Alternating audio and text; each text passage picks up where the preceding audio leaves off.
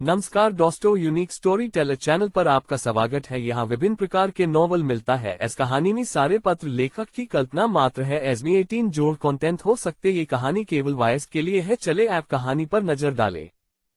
Vihaan the all round master. अध्याय 41 अछूत की अंतिम पंक्ति। 41 अध्याय 41 अछूत निचला रेखा। 41 अध्याय 41 अछूत निचला रेखा। और झांग शीशी लगभग मौत से डर गई थी। अभी भी उन घटनाओं से पीड़ित थी जो पिछली बार लिफ्ट में सामने आई थी। विहान की एक बार चमकती छवि अब उसकी आंखों में धूमिल हो गई थी। लेकिन कुछ ही दिन बीते थे और उसने खुद को एक बार फिर उसके राक्षसी चंगुल में पाया। इस बार उसे डर था कि यह भाग्य से अधिक संकट होगा। उसकी बाहों में आश्चर्यजनक सुंदरता, उसकी मोहक आकृति और उसके उत्कृष्ट अनुपात वाले शरीर को देखकर जो उसके हाथों में था और चमेली की हल्की खुशबू आ रही थी, विहान ने खुद को एक पल के लिए मंत्रमुग्ध पाया। लेकिन अभी वह ज्यादा सोच नहीं सकता था। उसे जल्दी से उन बटनों को खोलना था, अन्यथा वह सचमुच एक कामुक पागल बन जाता। और इसे खोलने की कोशिश करना झांग शीक्सी की सीमा रेखा को पार कर गया। जैसे ही वह उसकी भरपूर और मजबूत छाती की ओर बढ़ा, झांग शीक्सी ने पता नहीं कहां से ताकत जुटाई और विहान को धक्का दे दिया। लेकिन विहान, जिन्होंने 5 साल तक विदेश में जीवन और मौत का सामना किया था, उन्हें इतनी आसानी से सिर्फ एक धक्का देकर बर्खास्त नहीं किया जा सकता था। वह सहज ही एक ओर खिसक गया। हिलना मत, मुझे तुम्हारे कपड़े उतारने हैं। ऐसा लग रहा था कि विहान की स्पष्ट ईमानदारी ने झांग शीक्सी की नस को छू लिया था, जिससे उसके अंदर रोष भड़क उठा था। उड़ान भरना, कपड़े उतारें। क्या तुम मुझे लिफ्ट में नंगा करने जा रहे हो? झांग शीक्सी तुरंत इतनी भयभीत हो गई कि उसके विचार लगभग अस्त व्यस्त हो गए। ये दिन के उजाले में कंपनी है। यदि तुम मेरी बहस में 1,00,000 कदम पीछे हटकर भी मेरे साथ कुछ करना चाहो, तो क्या तुम कोई एकांत स्थान नहीं खोजोगे? इतने खुले कार्यालय के माहौल में क्या तुम्हें मेरे सामने ही मेरे कपड़े उतारने की बात करने की हिम्मत है? क्या वह पागल हो गया था, या फिर उसे कोई तंत्रिका संबंधी विकार था? बिल्कुल नहीं। क्या ये सचमुच वैसा ही हो सकता है जैसा मैं अनुमान लगा रहा हूं? वह वास्तव में मानसिक रूप से बीमार तो नहीं हो सकता। फिर मैं इस समय झांग शीक्सी घबराहट में लगभग रो रही थी। उसने कभी नहीं सोचा था कि उसके जीवन में ऐसी दुखद घटना घट सकती है। अन्य लोग रात में अंधेरे रास्तों पर बिना किसी हमले के चल सकते हैं, लेकिन अपनी विशाल समृद्ध कंपनी में उसे ये सब झेलना पड़ा। क्या वह इतनी बदकिस्मत थी? झांग शीक्सी लगभग संघर्ष कर रही थी और स्वर्ग से शिकायत कर रही थी कि उसके साथ अन्याय हुआ है। उनके हिंसक संघर्ष और झांग शीक्सी के उग्र प्रतिरोध के बीच विहान बटन खोलने में असफल रहे।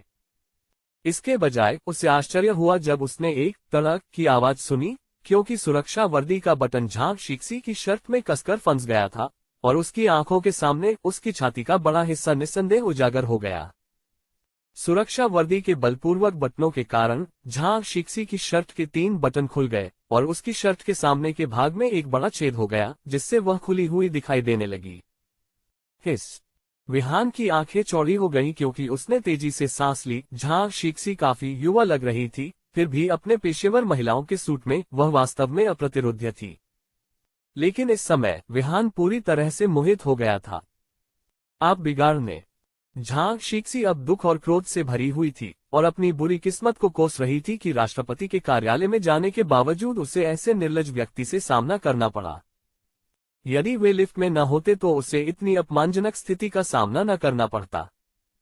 वह नहीं जानती थी कि यह ताकत कहां से आई, लेकिन उसने एक ही झटके में विहान को दूर धकेल दिया। फिर भी भले ही उसने उस विकृत व्यक्ति को दूर धकेल दिया, विहान की सुरक्षा वर्दी के बटन नहीं खुले। शशिश!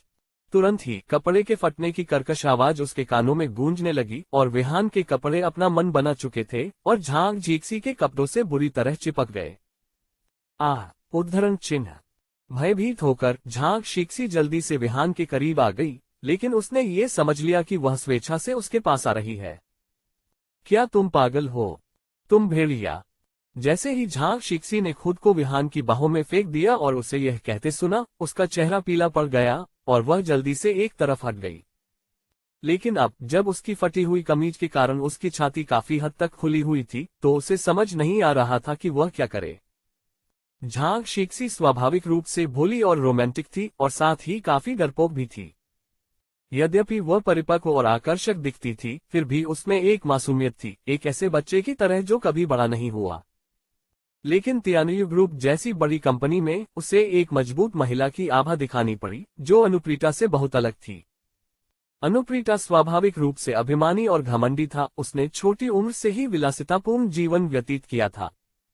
लेकिन झांग झिक्सी अलग थी।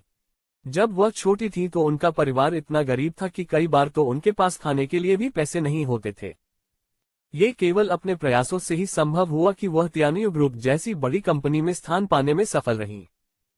शायद ये समय बीतने का असर था, या शायद कंपनी की राजनीतिक साजिश को बहुत अधिक देखने के बाद झांग झिक्सी हमेशा खुद को बचाने के लिए कठोर चेहरा बना लेती थी। इतनी बड़ी कंपनी में वित्तीय प्रबंधक का पद वास्तव में प्रतिष्ठित था, जिसके साथ कई लाभ जुड़े थे, और आसपास के लगभग सभी लोग उससे ईर्ष्या करते थे। सौम्य स्वभाव वाले और शांतिप्रिय झांग झिक्सी का मुकाबला उन लोगों से नहीं था, जो दोमुखी रणनीति अपनाते हैं, जो सामने से नर्म और पीठ में छुरा घोंपते हैं, है ना? इसलिए आमतौर पर कंपनी में झांग झिक्सी दूसरों के प्रति लगभग हमेशा ठंडा रहता था। पिछली बार की तरह ही जिया झेंजिन ने उसकी स्कर्ट के नीचे से झांक कर देखा, लेकिन गलतफहमी विहान को हो गई। उस समय उसने ज्यादा कुछ नहीं कहा। यदि यह कोई और होता तो कौन जानता कि किस प्रकार का तूफान उठ खड़ा होता। यह एक परिपक्व दिखने वाली औरत थी, जिसके शरीर में एक दयालु और विनम्र हृदय छिपा हुआ था। विहान मूर्ख नहीं था।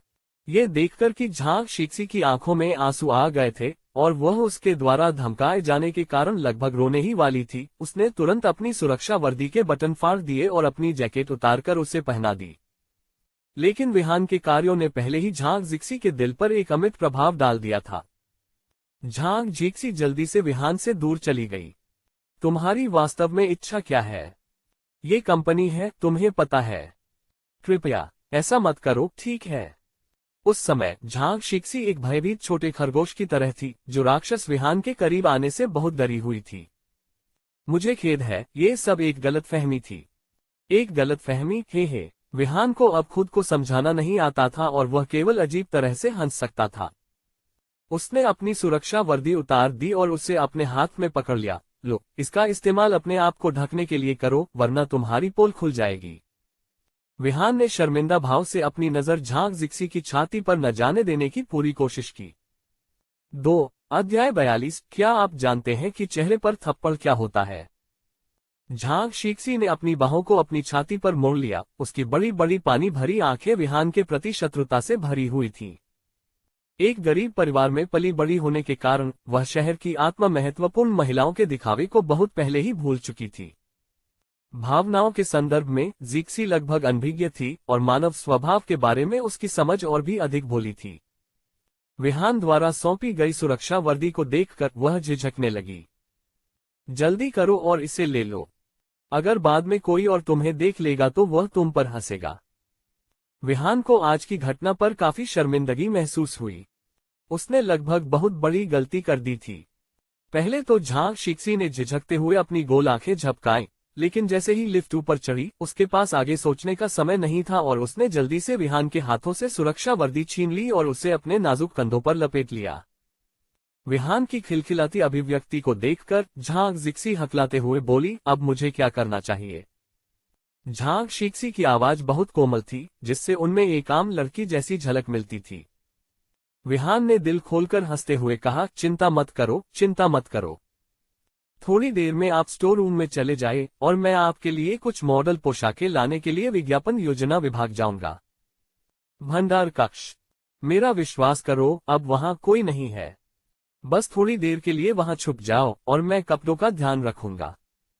विहान बहुत शांत दिखाई दे रहे थे, हालांकि वह अंदर से अपराधबोध से भरे हुए थे। अपनी शर्मिंदगी को छिपाने के लिए वह केवल बेफिक्र होने का नाटक कर रहे थे। बहुत विचार विमर्श के बाद भी झांग झिक्सी को अनिश्चितता महसूस हुई। अपनी अनेक अनिच्छाओं के बावजूद वह इस समय और अधिक संकोच नहीं कर सकती थी। लेकिन स्टोर रूम में एक भयानक राक्षस के विचार से, जो एक कमजोर महिला को नोच रहा है और उस पर हमला कर रहा है, ऐसी चीखें निकाल रहा है जिन्हें स्वर्ग नहीं सुनेगा और पृथ्वी महसूस नहीं कर सकती, झांग झिक्सी की रीढ़ में सिहरन दौड़ गई। एक महिला की कल्पना हमेशा एक पुरुष से आगे निकल जाती है, और झांग झिक्सी ने तो ये भी सोचा कि जिस महिला की उसने कल्पना की थी, क्या वह उसकी ही स्थिति हो सकती है? विहान को हर कोण से देखने पर वह उसमें कुछ भी अच्छा नहीं देख सकी। इसके बजाय उसे यह भ्रम था कि वह एक मासूम बच्ची की तरह है और विहान एक भयावह बुरा आदमी है जो एक छोटी लड़की को सुनहरी मछली देखने के लिए लुभाने की योजना बना रहा है। विहान ने उसके छोटे से विचार को नोटिस किया और जल्दी से हंसते हुए कहा, आपने पहले देखा था कि यह सिर्फ एक गलतफहमी थी। कृपया इसे दिल पर न लें। मैं जानता हूं कि अब मैं जो कुछ भी कह रहा हूं वह निरर्थक है, लेकिन इन परिस्थितियों में यदि आप अभी हिचकिचाते हैं तो बहुत देर हो सकती है, भले ही बाद में आपको इसका पछतावा हो। विहान ने जितना अधिक कहा, झांग शिक्सी उतना ही अधिक भयभीत हो गया। लेकिन उसके पास विचार करने के लिए अधिक समय बिताने की सुविधा नहीं थी। यदि उसने अभी विहान के सुझाव का पालन नहीं किया तो उसे बाद में वास्तव में पछतावा हो सकता था। तब तो जल्दी करो। झांग जीक्सी को अंततः उम्मीद थी कि विहान उस घृणित किस्म का व्यक्ति नहीं था। जब लिफ्ट फिर से बजी तो विहान की योजना के अनुसार झांग शिक्सी एक भयभीत खरगोश की तरह स्टोर रूम में भाग गई। वहां से गुजरने वाले सभी सुरक्षाकर्मी उदास थे। प्रतिष्ठित वित्तीय निदेशक सुरक्षा वर्दी पहने हुए स्टोर रूम में दिखाई दे रहे हैं। ये देखकर कि गलतफहमी लगभग दूर हो गई है, विहान ने राहत की सांस ली। आह, इतनी मासूम और खूबसूरत लड़की। ये दुख की बात है कि वह बहुत जल्दी सामाजिक दायरे में आ गई। अपना सिर हिलाते हुए विहान विज्ञापन योजना विभाग की ओर बढ़ गया। झांग शिक्सी के वित्तीय निदेशक के पद पर बने रहने का कारण ये था कि चुनाव के दौरान अनुप्रीता ने उन्हें ईमानदार और संयमित भाषण देने वाली तथा हमेशा मानदंडों का पालन करने वाली के रूप में देखा था, जिसके कारण उन्हें वित्तीय निदेशक के पद पर पदोन्नत किया गया था। तियानयू ग्रुप के लिए बाहरी लोगों को अंदर के अंधेरे परिदृश्यों का कोई अंदाजा नहीं है, और कंपनी जितनी बड़ी होती है उतनी ही अधिक भयावह होती है प्रत्यक्ष और गुप्त लड़ाइयां। इस समय विज्ञापन योजना विभाग में हर कोई विहान को एक सेलिब्रिटी की तरह मानता था और हर कोई इस साहसी नायक की प्रशंसा करता था। यहां तक कि कुछ महिलाएं भी विशेष रूप से उत्साहित थीं। ऐसे महान व्यक्ति से मिलना उनके लिए अविश्वसनीय बात होगी। दुर्भाग्य से विहान को नौकरी से निकाल दिया गया था। जबकि हर कोई अभी भी दोपहर की घटनाओं के बारे में गपशप कर रहा था, विहान एक मूर्खतापूर्ण मुस्कान के साथ विज्ञापन योजना विभाग में घुस गया, जैसे कि कुछ भी नहीं हुआ था। जो बात सभी को वास्तव में परेशान कर रही थी वही ये थी कि विहान सभी का खुशी से अभिवादन कर रहे थे। ये तो बहुत बढ़िया था। नमस्ते, क्या आप मुझे बता सकते हैं कि कपड़ों की प्रदर्शनी कहाँ है? विहान ने डेस्क रिसेप्शनिस्ट से मित्रतापूर्ण लहजे में पूछा। हे भगवान, क्या ये वही चौंकाने वाला नायक हो सकता है जिसने दोपहर में फैन जियान को परेशान किया था? अब वह विज्ञापन योजना विभाग में कैसे घुस सकता है? क्या वह फैन जियान से बदला लेने के लिए यहां आया है? इस समय पूरा विज्ञापन विभाग लगभग उबल रहा था।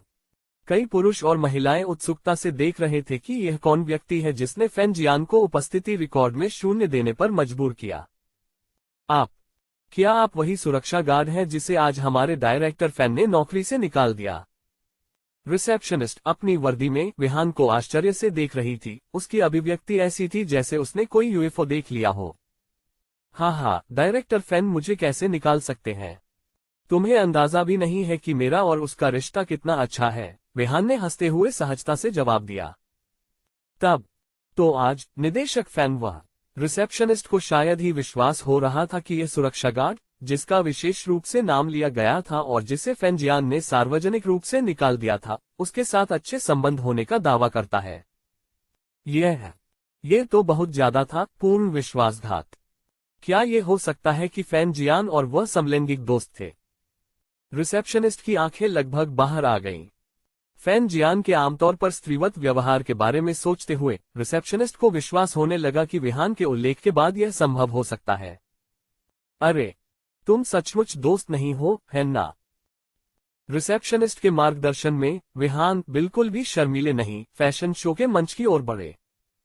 फैशन शो का मंच बड़ी कंपनियों द्वारा अपनी कॉर्पोरेट छवि को प्रदर्शित करने के लिए बनाई गई एक प्रदर्शनी थी, जिसका उपयोग मॉडल कैटवॉक के लिए किया जाता था और आमतौर पर विज्ञापन विभाग द्वारा इसका प्रबंधन किया जाता था, इसलिए यहाँ बहुत सारे कपड़े थे। सभी की चौकस निगाहों के सामने विहान ने अपना धैर्य बनाए रखा और कई खूबसूरत लड़कियों का अभिवादन करना नहीं भूला। उनका सुंदर रूप, उभरे हुए गाल तथा हल्की मुस्कान ने कई युवा लड़कियों को मोहित कर लिया था। जो अंधेरे में भेड़ियों की तरह प्यार की भूखी थी। कुछ कपड़े उठाने के बाद विहान जल्दी से स्टोर रूम की ओर चला गया, लेकिन जाने से पहले वह रिसेप्शनिस्ट से अपने लिए एक संदेश मांगना नहीं भूले। विहान के जाने के कुछ ही देर बाद फैन जियान गुस्से में उनके कार्यालय से बाहर निकल गया। ठीक उसी समय मानव संसाधन प्रमुख ने फोन करके बताया कि राष्ट्रपति ने बोल दिया है और किसी के पास विहान को नौकरी से निकालने का अधिकार नहीं है। फैन जियान पूरी तरह से हक्का बक्का रह गया। विहान को न केवल नौकरी से निकाला गया बल्कि उनकी प्रसिद्धि और भी बढ़ गई। इस बीच फैन जियान की प्रतिष्ठा गिर गई थी और कई लोग उसकी पीठ पीछे कानाफूसी कर रहे थे। डायरेक्टर, रिसेप्शनिस्ट ने डरते हुए हकलाते हुए कहा। क्या? फैन जियान गुस्से में लगभग अपनी आंखें खो बैठा, कठोरता से थूका। उस सज्जन ने अभी अभी मुझे आपको एक संदेश देने के लिए कहा था। रिसेप्शनिस्ट दयनीय रूप से भयभीत दिख रही थी। उसे डर था कि फैन जियान गुस्से में उसे निकाल देगा। क्या संदेश? ओह, बोलो। रिसेप्शनिस्ट को हिचकिचाते देख फैन जियान और भी क्रोधित हो गया। क्या आप जानते हैं कि चेहरे पर थप्पड़ मारना क्या होता है? उद्धरण चिन्ह। एक पल में फैन जियान का चेहरा हरा हो गया और वह वहीं स्तब्ध खड़ा रहा। तो आप सख्त व्यवहार कर रहे थे। आप किसी को नौकरी से निकालना चाहते थे। आप विज्ञापन विभाग में जोर जोर से घोषणा कर रहे थे कि आपको अपमानित करने पर उस सुरक्षा गार्ड जैसा ही हाल होगा। आखिर ऐसा कैसे हुआ कि सुरक्षा गार्ड को न केवल नौकरी से निकाला गया बल्कि वह खुशी खुशी कंपनी में घूम रहा था? फैन जियान को अब सचमुच समझ आ गया था कि चेहरे पर थप्पड़ मारना क्या होता है, खुद को जोर से थप्पड़ मारना। विज्ञापन विभाग में अपनी स्थिति मजबूत करने के लिए विहान को हटाने का उनका प्रयास बुरी तरह विफल हो गया। शुरू में विहान को नौकरी से निकालकर एक उदाहरण स्थापित करना चाहते थे, लेकिन वह किसी को नौकरी से नहीं निकाल पाए, बल्कि उन्होंने खुद को जोरदार थप्पड़ मार लिया, जिससे वह जितना अधिक शेखी बघारते उतना ही अधिक हास्यास्पद लगते। अब कंपनी में हर कोई इस बात पर गपशप कर रहा था कि फैन जियान कितना मूर्ख था। और मामला अभी खत्म भी नहीं हुआ था। अनुप्रीता ने जल्द ही राष्ट्रपति कार्यालय में एक बैठक बुलाई, जिसमें वित्त निदेशक, मुख्य वित्त अधिकारी, ड्यूटी विभाग के प्रमुख और विज्ञापन विभाग के निदेशक को बुलाया गया। 43 अध्याय 43 एमी पर्वत के प्रख्यात साधु 43 अध्याय 43 एमी पर्वत के प्रख्यात साधु। ये सब जानबूझकर विहान द्वारा आयोजित किया गया था। उनका उद्देश्य दिखावा करना नहीं था, बल्कि इसलिए कि उन्हें लगा कि अनुप्रीता के निगम की प्रबंधन प्रणाली वास्तव में बहुत खराब थी। विदेश में 5 साल के अनुभव के साथ विहान ने किस तरह की कॉर्पोरेट कंपनी नहीं देखी थी। यदि निचले स्तर पर भी प्रबंधन ठीक से नहीं किया गया तो निगम दिवालिया होने से ज्यादा दूर नहीं है। झांग शीक्सी को कपड़े सौंपने के बाद विहान ने और अधिक देर नहीं की और अपने अच्छे व्यवहार के लिए ड्यूटी विभाग में वापस चला गया। शुरुआत नाटकीय थी, प्रक्रिया रोमांचक थी और निष्कर्ष जो कि काफी आशावादी था। वरिष्ठ कर्मचारियों के काम पर आने के मामूली मामले से निपटते हुए निर्णायक अनुप्रीता ने अपनी अद्वितीय चतुराई से एक ही झटके में सारे भ्रष्टाचार को जड़ से उखाड़ फेंका। प्रत्येक वर्ष कंपनी प्रबंधन उपकरण आदि के लिए एक बड़ी राशि आवंटित करती थी, लेकिन ये जानकर आश्चर्य हुआ कि वित्त विभाग के जो इन निधियों को निगल रहे थे। इसके अलावा ड्यूटी विभाग के झाओलांग भी इसमें शामिल थे और इस दबावपूर्ण संबंध की परत दर परत अनुप्रीता ने भ्रष्टाचार और रिश्वतखोरी में लिप्त दर्जनों लोगों का पर्दाफाश किया। अंत में पुलिस की सहायता से इन दर्जन भर व्यक्तियों को एक के बाद एक गिरफ्तार कर लिया गया, जिससे कंपनी को अंततः एक नया चेहरा मिल गया। इस सफलता में योगदान देने वालों के संबंध में कंपनी निश्चित रूप से उन्हें पुरस्कृत किए बिना नहीं जाने देगी। हालांकि विहान को यह उपद्रव पसंद नहीं था और ध्यान का केंद्र बनना तो और भी मुश्किल था। उसने इनाम की राशि का एक पैसा भी नहीं लिया। इसके बजाय उसने इसे ड्यूटी विभाग में अपने भाइयों के बीच वितरित कर दिया और स्वाभाविक रूप से सारा श्रेय जिया झेंजिंग के सिर पर आ गया। इस कारण से कंपनी ने एक उत्सव समारोह भी आयोजित किया, जहां जिया झेंजिंग ने तब तक पुरस्कार प्राप्त किए जब तक कि उसकी बाहें नर्म नहीं पड़ गईं और उसका टेढ़ा बड़ा मुंह खुशी से लगभग मुड़ गया। जहां तक फैन जियान का सवाल है तो कंपनी के नेताओं ने उसे कड़ी फटकार लगाई। उन्हें इस बात की जानकारी नहीं थी कि उन्हें बख्श दिया गया तथा उनकी नौकरी बरकरार रखने के लिए इस वर्ष का बोनस भी छीन लिया गया, लेकिन इसके बावजूद उनकी प्रतिष्ठा को काफी नुकसान पहुंचा। इस बीच विहान छाया में छिपकर ड्यूटी विभाग से अपने भाइयों को पुरस्कार प्राप्त करते हुए मुस्कुराते हुए देख रहा था, बिना खुद को प्रकट किए। इसके बाद जिया झेंजिंग और पूरे ड्यूटी विभाग ने बोनस उत्सव समारोह प्रशंसा बैठक के लिए विहान की लगभग एक पिता की तरह पूजा की। विहान का शायद ही कोई नामोनिशान था और सारा श्रेय उन पर डाल दिया गया। आजकल ऐसा व्यक्ति कहाँ मिलेगा। इस घटना के बाद हालांकि विहान कंपनी के भीतर एक सेलिब्रिटी नहीं बन पाए, लेकिन ड्यूटी विभाग में उनकी स्थिति आसमान छू गई। अनुप्रीता को भी यह अजीब लगा। यह मामला स्पष्टतः उस दुष्ट द्वारा रचा गया था, तो फिर वह मान्यता देने से क्यों इनकार करता रहा? क्या उन्हें सार्वजनिक व्यक्ति होने में आनंद नहीं आता था या कोई और कारण था? यहां तक कि दिग्गज कारोबारी अनुप्रीता भी उस समय उनकी असलियत नहीं समझ पा रही थी, लेकिन उनके मन में उनकी उच्च नैतिकता और ईमानदारी की छवि कुछ हद तक सुधर गई थी। शाम को घर लौटते समय विहान ने अभी भी मुख्य प्रवेश द्वार का उपयोग नहीं किया, बल्कि दीवार पर चढ़ गया। विला में प्रवेश करने के बाद युवा लड़की हुआ बुकी चमड़े के सोफे की कुर्सी पर नंगे पैर बैठी थी और जुनून के साथ एक ऑनलाइन गेम खेल रही थी। उसकी चीखें, वो मंत्रमुग्ध मुद्रा, उसकी उत्साहित अभिव्यक्ति और उसकी मनमोहक मुस्कान ने सचमुच विहान को एक पल के लिए चकित कर दिया। हालांकि उस युवती से कुछ ही दूरी पर एक बूढ़ा आदमी खड़ा था, जो 50 से अधिक का लग रहा था। उसका रूप रंग दिव्य अनुग्रह और सम्मानजनक लग रहा था। यदि उन्हें कुछ भी पता न हो तो वे यही सोचेंगे कि वह घर में एक मूर्ति है। क्रोधित करने वाली बात यह थी कि बूढ़ा आदमी एक फैशनेबल मॉडल पत्रिका के पन्ने पलट रहा था, और जब भी वह किसी अच्छी तरह से विकसित पेक्टोरल मांसपेशियों वाली महिला मॉडल को देखता तो आश्चर्य से चिल्ला उठता। जैसे ही विहान ने घर में कदम रखा, अनुप्रीता घर आ गया। ऐसा लग रहा था कि युवा लड़की ने अभी अभी खेल का एक दौर समाप्त किया था। अनुप्रीता को वापस आते देख वह तुरंत बच्चों जैसी अभिव्यक्ति के साथ उस पर टूट पड़ी। चचेरे भाई, तुम अंततः वापस आ गए। युवा लड़की ने अपने प्यारे होंठ फुलाकर उसे बहुत याद करने का भाव प्रकट किया। क्या गलत? आप एक दिन के बाद ही अपने चचेरे भाई को याद नहीं करने लग सकते, है ना? अनुप्रीता भी उसके बारे में कुछ नहीं कह पाई। चिंतित होकर उसने पूछा, आज का हस्ताक्षर समारोह कैसा रहा? युवा लड़की एक पल के लिए शब्दों के अभाव में थी और उसने विहान को देखा, जो कोला पी रहा था, एक भयंकर निगाह से।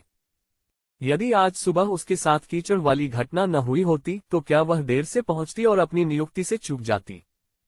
इसलिए वह पूरे दिन विहान पर गुस्सा थी और चाहती थी कि वह अपने हाथों से उसका गला घोंट दे। बिना किसी निकास के क्रोध करना वास्तव में कष्टप्रद था, इसलिए उसने अपने आक्रोश को व्यक्त करने के लिए लीग ऑफ हीरोज खेलना चुना। अपने उत्कृष्ट और उच्च सज्जित कौशल के साथ खेल में युवा लड़की अजेय थी और खेल के पात्रों के साथ ऐसा व्यवहार कर रही थी मानो वे वास्तविक जीवन में विहान हो। क्या गलत? युवा लड़की द्वारा विहान को दी गई भयावह निगाह को देखकर अनुप्रीता ने भ्रम में भौहें चढ़ाई और पूछा, आज तुमने क्या किया? ओह! कोक पी रहे विहान की लगभग मौत हो गई। क्या मैं कर सकता हूँ? क्या मैं आज काम पर नहीं गया? विहान काफी शर्मिंदा लग रहा था और युवा लड़की की ठंडी निगाहों को महसूस करते हुए उसे यह ठंडी अनुभूति हुई कि उसका दंडन खतरे में था।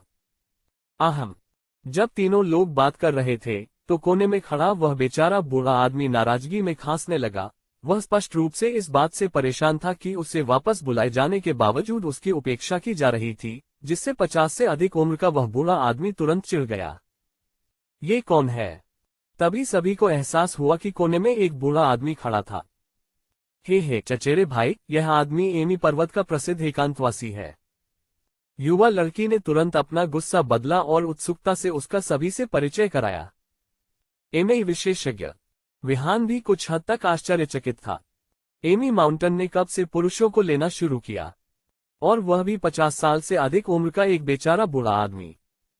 क्या एमी पर्वत पर रहने वाली उन बूढ़ी ननों को रात में अकेलापन और ठंड महसूस होने लगी थी? ओह! क्या मैं आदरणीय गुरु का नाम पूछ सकता हूँ? ईमानदारी से कहा जाए तो उस बूढ़े व्यक्ति में एक विशेषज्ञ का सा आभास था।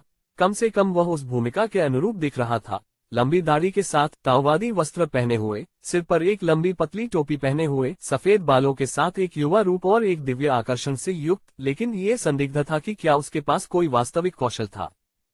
मेरा उपनाम वांग है और लोग मुझे रियल पसंद वांग कहते हैं। मैं एमी पर्वत पर साधना करता हूँ। वृद्ध ताओवादी ने अपना परिचय सरलता से, महत्व के भाव के साथ दिया। युवा लड़की ने बड़े उत्साह से सुना। असली व्यक्ति वांग। मुझे लगता है कि आप एक वांग स्टार की तरह हैं। ये कौन सा युग है जब आप अभी भी अपने आप को असली इंसान कहते हैं? क्या वास्तविक भाग का तात्पर्य नीचे वास्तविक होने से है? चचेरे भाई, मैंने आज विशेष रूप से बाहर से रियल पसंद वान को आमंत्रित किया है। वे कहते हैं कि उनकी साधना बहुत गहन है। अब से वह मेरा निजी अंगरक्षक होगा। अगर किसी ने मुझे फिर से धमकाने की हिम्मत की तो बस देखो, मैं उसकी तीसरी टांग तोड़ देता हूं। जब उसने ये शब्द कहे तो वह युवा लड़की विहान से बात करते हुए घृणा से अपने दांत पीसने लगी। हालांकि विहान भी हैरान थी, सोच रही थी कि हर लड़की गुस्से में एक आदमी की तीसरी टांग तोड़ने की बात क्यों पसंद करती है। क्या हमारा तीसरा पैर सचमुच इतना कष्टदायक था? अनुप्रीता ने भी युवा लड़की के व्यवहार को देखा और संतुष्ट महसूस किया। ऐसा लगता है कि इस संबंध में मैंने अपने चचेरे भाई जितना आगे नहीं सोचा है।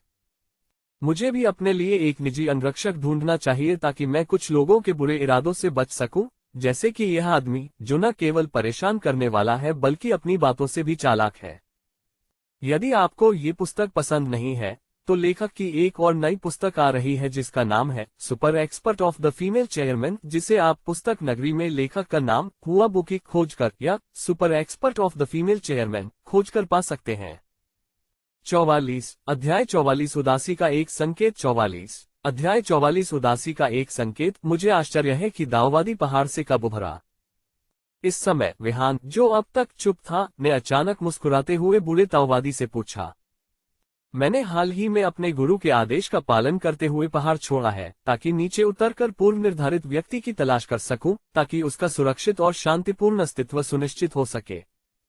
यह आदमी सचमुच कुछ बकवास बोल सकता है। लड़की ने अप्रतिबंधित उत्साह के साथ उसकी बातें सुनी तथा लगातार खुद की प्रशंसा करते हुए कहा कि वह वही पूर्व निर्धारित व्यक्ति है जिसकी उसे तलाश थी। ओह, क्या यह ऐसा है? मुझे आश्चर्य है कि क्या एमी इन दिनों भी पुरुष शिष्यों को स्वीकार कर रही है। विहान ने मुस्कुराते हुए पूछा। ओह, बूढ़े ताओवादी के पास शब्द नहीं थे और वह चुप हो गया। अनुप्रीता ने यह देखकर कि विहान जानबूझकर परेशानी खड़ी कर रहा है, हंसते हुए कहा, मास्टर वांग आज लंबे दिन के बाद थक गए होंगे। चलिए अभी इन चीजों पर बात नहीं करते। क्या हम रात के खाने के बाद भी इसे जारी रख सकते हैं? ठीक है। चचेरे भाई, एक मिनट रुको। हुआ बुकी चमड़े की कुर्सी से नीचे कूद गया, एक मासूम चेहरे के साथ नंगे पैर उनकी ओर दौड़ा और मुस्कुराते हुए बोला, चचेरे भाई, क्या तुमने नहीं कहा था कि यह चाचा तुम्हारे अंगरक्षक हैं? तो फिर क्यों न हम मास्टर वांग को उसके साथ थोड़ी बहस करने दें। मैं देखना चाहता हूं कि आपके किराए के अंगरक्षक का वजन कितना है। हम निश्चित रूप से यहां मुफ्तखोरों को नहीं रखते हैं। अंगरक्षक। अनुप्रीता को सिरदर्द महसूस हुआ और उसके माथे पर काली रेखाएं उभर आईं। जब से विहान ने बेशर्मी से उसके घर पर रहने पर जोर दिया, उसने अनिच्छा से उसे अंगरक्षक कहा। और अब हुआ बुकी वास्तव में दोनों के बीच झगड़ा कराना चाहता था। क्या ये बेतुका नहीं था? भगवान जाने कि क्या ये श्रीमान लिन के पास कोई वास्तविक कौशल था। यदि वह मास्टर वांग द्वारा मारा जाता तो नुकसान लाभ से अधिक होता। ओह, यह एक अच्छा विचार नहीं हो सकता है। विहान ने भयभीत भाव से अपनी नाक को छुआ, लेकिन लड़की को यह अविश्वसनीय रूप से सुखद लगा। यहां तक कि नकली ताओवादी बूढ़े व्यक्ति ने भी इस दृश्य को देखकर अपनी छाती फुला ली और एक महान व्यक्ति का अभिनय करने लगा। वास्तव में वह मार्शल आर्ट की दुनिया का एक ठग था, जिसने कुछ वर्षों में ताओवाद की कुछ शिक्षा प्राप्त की थी। वह समाज में घूमता रहा तथा दूसरों को धोखा देने के लिए अपने पूर्वजों द्वारा छोड़ी गई कुछ प्राचीन पुस्तकों पर निर्भर रहा। हालांकि बूढ़ा ताओवादी कुछ वर्षों से सैनिक था, इसलिए जब हाथापाई की बात आती थी तो वह सामान्य रूप से कुछ छोटे लोगों को संभाल सकता था। आखिरकार इन दिनों यदि किसी का घर वास्तव में बहुत गरीब है तो रसोइया के रूप में सेना में प्रवेश करना एक बहुत अच्छा विकल्प था। युवा मित्र, निश्चिंत रहो, मैं इस बात का ध्यान रखूंगा कि मैं इस युद्ध के दौरान स्वयं पर नियंत्रण रखूं और तुम्हारे जीवन को खतरे में न डालूं। बूढ़े ताओवादी ने ईमानदारी का भाव रखते हुए स्वयं को महत्वपूर्ण समझते हुए कहा। हालांकि विहान अंदर ही अंदर उपहास कर रहा था। वह उसे गलती से मार डालने के बारे में चिंतित था। वाह, देखते हैं कौन ज्यादा सख्त है। आप दोनों अंगरक्षक हैं। हुआ बुकी उन्हें रोकने के बजाय आग में घी डालने में लगा हुआ था, खुशी से नंगे पैर सोफे पर कूद रहा था और बूढ़े ताओवादी का उत्साहवर्धन कर रहा था। हुआ, इसे बंद करो, अनुप्रीता ने कहा। वह अधिक परिपक्व और शांत थी। उसे अच्छी तरह पता था कि अगर वे वास्तव में लड़ने लगे तो कितना भयानक और हिंसक दृश्य सामने आ सकता है। चूंकि हमारा मालिक देखना चाहता है, तो भाई चलो एक मुकाबला करते हैं, ठीक है? यदि आप अपने आप को संभालने में सफल हो जाएं, युवा मित्र, तो बस चिल्लाएं। मैं अवश्य दया दिखाऊंगा, बूढ़े ताओवादी ने सबक सिखाने के लिए तैयार होकर कहा। विहान की विशेष रूप से मजबूत आकृति को देखकर बूढ़ा ताओवादी आत्मविश्वास से भर गया। सच में, मैं चिल्ला सकता हूँ। ओह, बूढ़े ताओवादी का माथा काली रेखाओं से भरा था। ये लोग हैं कौन? उसने लड़ाई शुरू भी नहीं की थी और वे पहले से ही दया की गुहार लगाने के लिए तैयार थे। उनमें जरा भी उत्साह नहीं था। लेकिन आज नियोक्ता ने ये स्पष्ट कर दिया था, जब लड़ाई शुरू हो जाए तो कोई नरमी नहीं बरती जानी चाहिए। अब जबकि विहान इतना कायरतापूर्ण व्यवहार प्रदर्शित कर रहा था, बूढ़े ताओवादी को उसे पीटने की और भी तीव्र इच्छा हुई। क्या तुम तैयार हो, युवा मित्र? बूढ़े ताओवादी ने विनम्रता से पूछा, जिससे उसे पूर्ण विश्वास हो गया कि जीत उसके हाथ में है। ठीक है। विहान दिखावा नहीं कर रहा था। तो फिर मैं अपने युवा मित्र को पहले 3 चाल चलने दूंगा। तुम मुझ पर पहले वार कर सकते हो। जल्दी करो और लड़ो। आओ, लड़ो। अभी से लड़ो। हुआ बुकी सोफे पर बैठी हुई तमाशे का आनंद लेने की मानसिकता में थी। उसका दिमाग विहान को हराए जाने की कल्पनाओं से भरा था। वह संभावित खूनी और हिंसक दृश्यों के बारे में कल्पना करने लगी। लेकिन छोटी लड़की हुआ बुकी और अन्य लोगों ने कभी भी यह कल्पना नहीं की थी कि उसके बाद जो दृश्य सामने आया वही ये था। अचानक विहान की आंखें ठंडी रोशनी से चमक उठी। उनकी पुतलियों में बिजली की चमक उठी। उनका शरीर एक भूतिया प्रेत की तरह घूम रहा था और एक पल में वह एक छायादार छवि के साथ ताओवादी की ओर दौड़ पड़े। थप्पड़।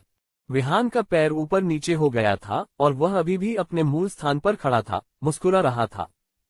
इस बीच ताओवादी एक दयनीय झींगा की तरह झुका हुआ था। उसके चेहरे पर पीड़ा का भाव था, जो लगभग विकृत हो गया था। उसके हाथ उसके निचले क्षेत्रों को जकड़े हुए थे। उसका चेहरा अत्यधिक बेचैनी में मुड़ गया था। उसके पैर उन अंकोशों को कसकर जकड़े हुए थे जिन पर विहान ने अभी अभी लात मारी थी।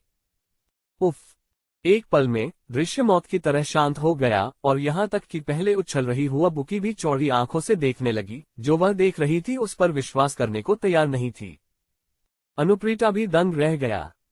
क्या ये सचमुच ऐसे ही खत्म हो गया? क्या ताओवादी यूं ही हार गए? और क्या विहान का कदम बहुत बेशर्मी भरा नहीं था? काफी देर बाद सभी को होश आया, लेकिन विहान वही मासूमियत से हानिरहित दिखते हुए, सिगरेट पीते हुए, अपनी आंखें झपकाते हुए, झींगा की तरह झुके हुए ताओवादी को देखते हुए, सांत्वना देते हुए खड़े रहे। ताओवादी, क्या आप ठीक हैं?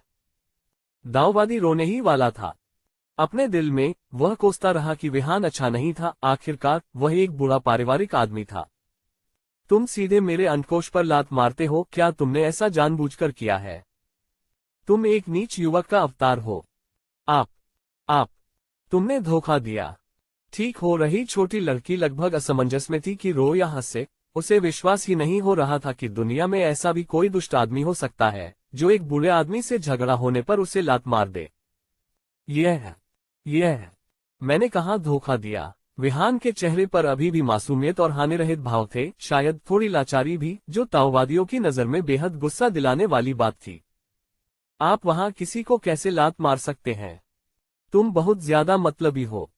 छोटी लड़की वास्तव में ऊपर जाकर ताओवादी को सांत्वना देना चाहती थी, लेकिन उसे लगी चोट थोड़ी ज्यादा थी। ये शर्मनाक था और एक लड़की होने के नाते वह वास्तव में उनसे संपर्क करने में बहुत शर्म महसूस करती थी। यहाँ तक कि आमतौर पर गरिमा में और उदार अनुप्रीता भी अवाक रह गए। किसी को लात मारना एक लड़ाई में, वह सचमुच अपमानजनक था। यह मेरी गलती नहीं है। उन्होंने ही मुझे पहले 3 चालें चलने देने को कहा था और मुझे पहले हमला करने दिया था। उनके अमर जैसे आचरण को देखकर मुझे यकीन हो गया कि वे एक मास्टर थे, इसलिए मैंने पहला कदम उठाया। इसके अलावा जब लड़ाई की बात आती है तो सज्जनतापूर्ण शिष्टाचार के लिए कोई जगह नहीं होती है। जो भी पहले हमला करता है उसके पास अधिक अवसर होते हैं। इस समय ताओवादी अपने पैरों को भींच रहा था, अपने अंडरवियर को कसकर पकड़े हुए था, खड़े होने के लिए भी संघर्ष कर रहा था, लात मारे गए अंडकोशों से पीड़ा महसूस कर रहा था। वह अपना आधा जीवन जी चुका था और उसने पहले कभी ऐसा अपमानजनक चरित्र नहीं देखा था। लेकिन फिर ऐसा लग रहा था कि यह सब उसका अपना ही काम था, किसने उसे अपने प्रतिद्वंद्वी को कम आंकने पर मजबूर किया। अब वह ऐसी स्थिति में था कि वह अपनी पीड़ा के बारे में शिकायत भी नहीं कर सकता था, बदला लेने का कारण तो दूर की बात थी। 45 अध्याय 45 क्या तुम सचमुच सोचते हो कि मैं मूर्ख हूं? हालांकि सौभाग्य से बूढ़े ताओवादी की सहनशक्ति वास्तव में एक साधारण व्यक्ति की तुलना में अतुलनीय थी। एक क्षण बाद बूढ़ा ताओवादी अपना चेहरा झटकते हुए खड़ा हो गया। बहुत अच्छा, बहुत अच्छा। अभी अभी छोटे दोस्त का प्रदर्शन बुरा नहीं था, ये बताने के लिए धन्यवाद। इसके बारे में क्या ख्याल है? क्या हम एक और प्रयास करें? हाँ हाँ, कृपया एक बार फिर प्रयास करें। अभी यह एक निष्पक्ष जीत नहीं थी, ये गिनती नहीं है, गिनती नहीं है। अब तुम दोनों फिर से शुरू करो। ये देखकर कि बूढ़ा ताओवादी ठीक है, युवा लड़की ने मन ही मन उसकी प्रशंसा की। ऐसा लगता है कि यह मास्टर वान सचमुच दिव्य है। क्या ये सोचना सही है कि उस शर्मनाक चीज को लात मारने के बाद भी वह खड़ा हो सकता है?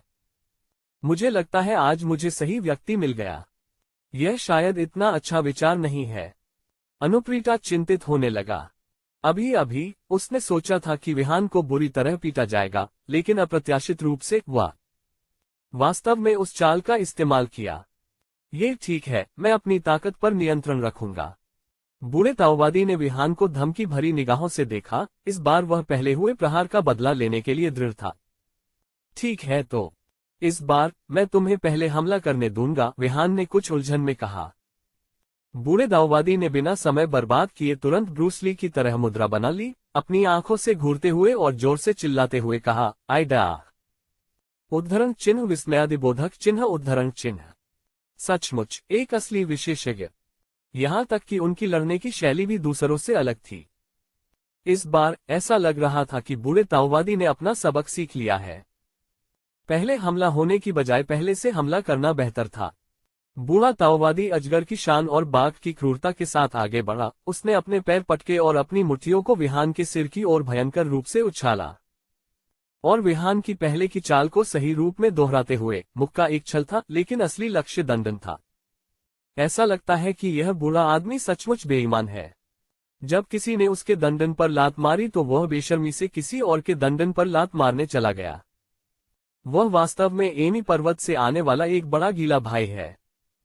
विहान के होंठ थोड़े से मुड़ गए और उन्होंने तुरंत बूढ़े ताओवादी का इरादा समझ लिया, लेकिन उसने इसे उजागर नहीं किया। और जब बूढ़े ताओवादी का दाहिना पैर विहान की कमर की ओर बढ़ा तो विहान के पैर आपस में चिपक गए। एक पल में बूढ़े ताओवादी का मजबूत और बलशाली दाहिना पैर विहान द्वारा मजबूती से पकड़ लिया गया। बूढ़ा ताओवादी पहले तो चौंक गया, क्योंकि उसे उम्मीद नहीं थी कि दूसरा पक्ष इतनी जल्दी उसके दाहिने पैर को पकड़ लेगा। इस समय बहुत अधिक सोचने का समय नहीं था और उसने अपना दाहिना पैर वापस खींचने की कोशिश की, लेकिन विहान की सहज पकड़ वास्तव में इतनी मजबूत थी कि बूढ़ा ताओवादी अपनी पूरी ताकत लगाने पर भी उसे वापस नहीं खींच सका। बूढ़ा ताओवादी पहले तो दंग रह गया। उसकी आंखें उभर आईं, यहां तक कि उसके सिर के बाल भी खड़े हो गए। लेकिन चाहे उसने कितनी भी कोशिश की, वह अपना दाहिना पैर मुक्त नहीं कर सका और अब उसे डर लगने लगा। ये पता चला कि असली विशेषज्ञ तो दूसरा आदमी था और उसके साथ भेड़िए की खाल ओढ़कर पुरानी चाल खेली गई थी। अंततः उसे समझ में आया कि असली विशेषज्ञ वाकई कुछ खास होते हैं। विशेषज्ञ तो कमीने थे जिन्होंने दूसरों के डंडा फोड़ दिए। हालांकि जिस बात ने बूढ़े ताओवादी को बहुत आश्चर्यचकित किया और जिसकी छोटी मिस हुआ बुकी और अन्य लोगों ने कभी कल्पना भी नहीं की थी, वही ये थी। विहान ने अचानक अपना मुंह चौड़ा खोला और एक सुअर की तरह चीख मारी। आओ ताओवादी, मैं गलत था, कृपया ऐसा मत करो। विहान के चेहरे में आए इस त्वरित परिवर्तन को देखकर यहां तक कि बूढ़ा ताओवादी भी दंग रह गया। ये क्या है? तुम्हारा दाहिना पैर मैंने स्पष्ट रूप से जकड़ रखा है, मैंने तुम्हें लात भी नहीं मारी, फिर तुम चिल्ला क्यों रहे हो? लेकिन इससे पहले कि बूढ़ा ताओवादी कुछ प्रतिक्रिया दे पाता, उसके दाहिने पैर में तेज दर्द उठा, जो अधिकाधिक तीव्र होता गया और अंततः उसे समझ में आ गया। विहान ने मन ही मन ठंडे स्वर में उपहास किया, ये सोचते हुए कि आप एक दिव्य व्यक्ति हैं, है न? आप एक वास्तविक व्यक्ति हैं, है ना? ठीक है, तो फिर आइए इस तथाकथित वास्तविक व्यक्ति को एक वास्तविक व्यक्ति का शो दिखाएं। विहान ने अचानक अपने पैरों की जकड़न बढ़ा दी और दर्द से बूढ़ा ताओवादी मदद के लिए चीख पड़ा। पूरे घर में पीड़ा भरी चीखें फैल गईं। बूढ़े ताओवादी और विहान दोनों अतिशयोक्ति से चिल्लाए, उनके चेहरे रोने से विकृत हो गए। शुरुआत में विहान ने चिल्लाना शुरू किया, लेकिन फिर अचानक बूढ़ा ताओवादी भी चिल्लाने में शामिल हो गया। क्या आप इस पर विश्वास कर सकते हैं? दो वयस्क पुरुष वास्तव में एक दूसरे को गले लगा रहे हैं और एक साथ चिल्ला रहे हैं। आखिर दुनिया में क्या हो रहा है? इससे भी अधिक हैरान करने वाली बात यह थी कि विहान ने बूढ़े ताओवादी के दाहिने पैर को पकड़ लिया था और ऐसे चिल्ला रहा था जैसे कि यह उसके जीवन का मिशन हो, जो वास्तव में बहुत दयनीय था। आखिरकार बूढ़े ताओवादी का दाहिना पैर उस आदमी की जांघों के बीच में फंस गया था। क्या ऐसा हो सकता है कि किसी चीज को लात मारकर फट दिया गया हो? लेकिन लड़कियों को सिरदर्द इस बात से हो रहा था कि भले ही बूढ़े ताओवादी ने विहान को लात मारी थी, फिर भी वह क्यों चिल्ला रहा था। हुई दो वयस्क पुरुष एक साथ चिल्ला रहे हैं, ये बहुत ही घृणित है, हुआबुकी ने अपना प्यारा सा सिर हिलाते हुए कहा, जबकि उसके हाथ अनजाने में उसकी उभरती हुई छाती के चारों ओर लिपटे हुए थे। अनुप्रीता को भी अपनी रीढ़ में सिहरन महसूस हुई। उन्हें इस बात का अंदाजा नहीं था कि उस समय बूढ़े ताओवादी के साथ कितना अन्याय हुआ था और वह कितना दयनीय था। उसका दाहिना पैर विहान द्वारा लगभग कुचला जा रहा था, फिर भी वह यहाँ था, चीखों की कर्कशता में शामिल हो रहा था। ये कैसी दुनिया है? क्या अंगरक्षक बनना मेरे लिए आसान होगा? जैसे जैसे विहान के पैरों की ताकत बढ़ती गई, ताओवादी दर्द से लगभग आसमान की ओर चीखने लगा। बूढ़े ताओवादी के लिए इससे भी अधिक क्रोध की बात यह थी कि उसके सामने खड़ा ये कमीना उसकी पीड़ा भरी चीख की नकल करने का दुस्साहस कर रहा था और चिड़चिड़ाहट के कारण उसकी नाक लगभग टेढ़ी हो गई थी।